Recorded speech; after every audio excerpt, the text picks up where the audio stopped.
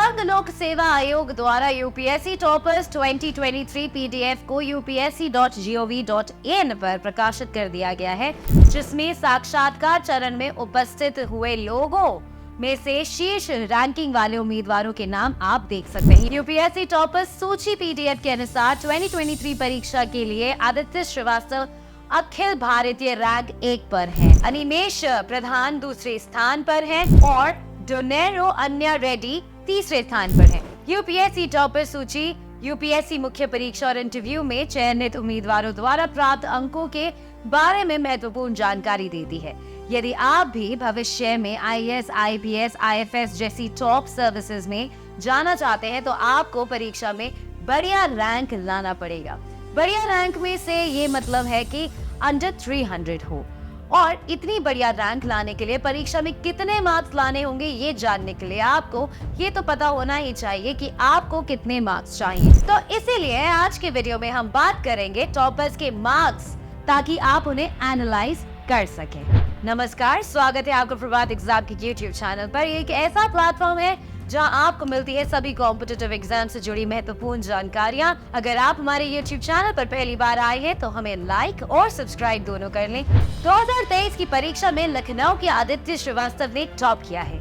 दूसरे नंबर पर अनिमेश प्रधान और तीसरे स्थान डी अन्या रेड्डी ने हासिल किया है। आयोग ने यूपीएससी सीएससी 2023 रिजल्ट की घोषणा के 4 दिनों बाद सभी सफल उम्मीदवारों की डिटेल मार्क्स अपनी आधिकारिक वेबसाइट upsc.gov.in पर अपलोड कर दी है। यूपीएससी की सिविल सेवा परीक्षा 2023 में 1016 उम्मीदवार उत्तीर्ण हुए। इनमें 664 पुरुष और 352 महिलाएं हैं। यूपीएससी सीएससी 2023 टॉप 5 उम्मीदवारों की लिस्ट में 2 महिला उम्मीदवार शामिल हैं। टॉपर आदित्य श्रीवास्तव ने इस प्रतिष्ठित परीक्षा में 54.27% अंक हासिल किए। आदित्य को 1099 अंक मिले हैं। उन्हें लिखित परीक्षा में 899 और पर्सनालिटी टेस्ट में 200 मार्क्स शामिल हैं। परीक्षा में दूसरे स्थान पर अनिमेश प्रधान रहे, जिन्होंने सिविल सेवा परीक्षा 2023 में 52.69% मार्क्स हासिल किए। अनिमेश को कुल 1067 मार्क्स मिले हैं। उन्होंने लिखित परीक्षा में 892 और पर्सनालिटी टेस्ट में 175 मार्क्स हासिल किए हैं। तीसरे स्थान पर डी अन्या रेड्डी रही। वही आर्थिक रूप से कमजोर वर्ग ईडब्ल्यूएस की उम्मीदवार के रूप में परीक्षा में शामिल हुई। रेड्डी को 1065 मार्क्स 52.59% मिले। अनन्या को लिखित परीक्षा में 875 अंक और पर्सनालिटी टेस्ट में 190 मार्क्स मिले। अब ये टेबल देखिए। IAS topper 2022 Ishita Kishore marks in mains plus interview 1094। IAS topper 2021 Shruti Sharma marks in mains plus interview 1105। IAS topper 2020 Shubham Kumar marks in mains plus interview 1054। IAS topper 2019 Pradeep Singh marks in mains plus interview 1072। IAS topper 2018 Kanisha Kataria marks in mains plus interview 1121।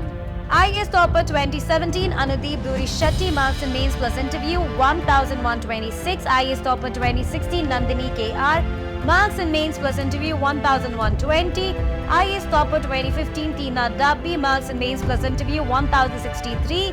IAS topper 2014 Ira Singhal marks in mains plus interview 1082।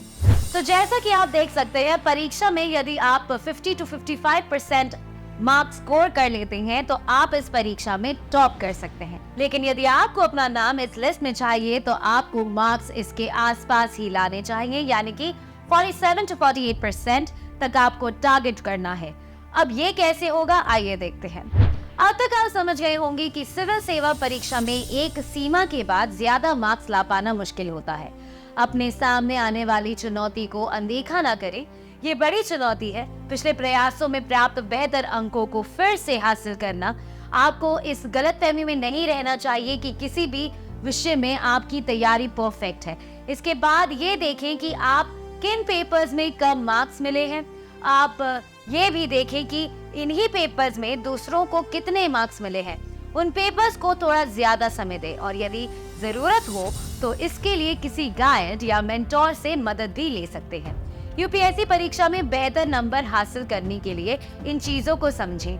किसी भी paper में number कम आने की वजह से क्या कमी रह गई, इन कारणों को दूर करने के बारे में सोचें। आपको जितने नंबर चाहिए उसको अलग अलग पेपर्स में बांट दें, यानी कि किस किस पेपर में कितने कितने ज्यादा नंबर लाने हैं। इससे अपनी मजबूती और कमजोरियों का विश्लेषण हो जाएगा और आप उनको ध्यान में रखते हुए बेहतर रणनीति बना सकेंगे। तो अगर आपको हमारा ये वीडियो पसंद आया है, इसे अपने दोस्तों के साथ जरूर शेयर करें और अगर आपके पास हमारे लिए कोई भी सवाल है तो इसे कमेंट सेक्शन में लिखकर हमें जरूर बताएं। जल्दी आपसे फिर मुलाकात होगी एक नए टॉपिक पर एक नए वीडियो के साथ। देखते रहिए प्रभात एग्जाम्स। नमस्कार।